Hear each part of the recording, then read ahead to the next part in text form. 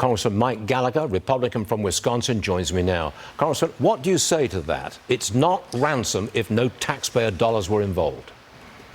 Well, to paraphrase President Biden, it's a bunch of malarkey. When you give people money in return for hostages, there's no other word to describe it other than a ransom payment. So, yet again, another lie from the Biden administration. It brings to mind all the lies surrounding the Afghanistan withdrawal, which we were reminded of on 9/11 as well. And just for the administration to go out there and say this, I think undermines our position in the world, undermines our traditional alliance structure in the Middle East. And more to the point, the other lie they're telling is that this money can only be used for humanitarian purposes by the Iranian regime.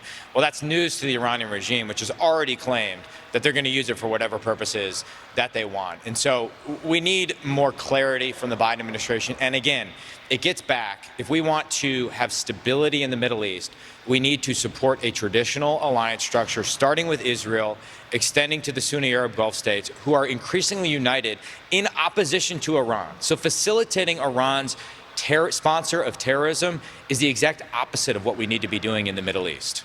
Congressman, the Secretary of the Air Force says China is preparing for war with the United States. Do you think China is preparing to invade Taiwan?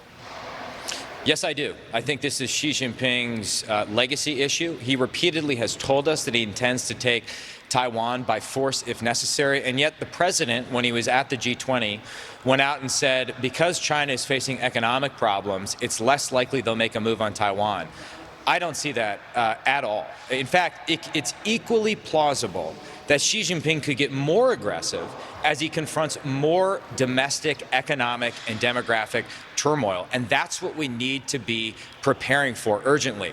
The Select Committee just held a war game in Wall Street with a bunch of high-level financial executives in order to tease out the economic and financial implications of a Chinese invasion of Taiwan. And they are severe. We need to be moving heaven and earth to put hard power in Xi Jinping's path before it's too late. And the lack of clarity from the president himself undermines that effort. So what you want to do is deter China from touching Taiwan. Okay, how do you do that? You just give them a lot of weapons? It starts with American hard power. That's the most important component of our deterrent strategy, particularly Harpoon missiles, which the Taiwanese have purchased but aren't slated to arrive until 2027 or 2029. That's too late. We need to expedite the delivery of key anti-ship missiles. We also need to turbocharge the production of key weapon systems like the long-range anti-ship missile.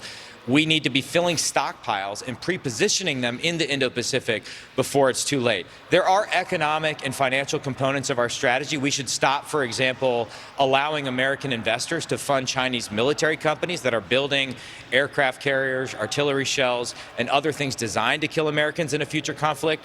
But in my opinion, it all starts with hard power. That's the only language that dictatorial to totalitarian regimes like that in China understand. Are we prepared to spend more money on the military, raise the military budget? At this moment, I would say, no, we're not. Well, right now, the military is at risk of another sequester, which a decade ago was devastating to the military if we don't get our fiscal house in order.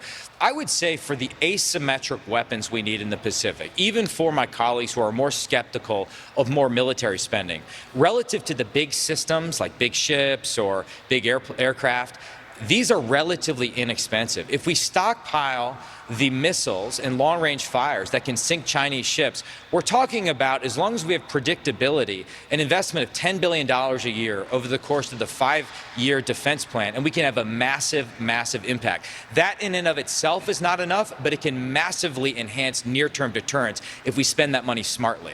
Congressman Mike Gallagher, thank you very much for being with us this morning, sir. I know we'll see you again soon. Thank you.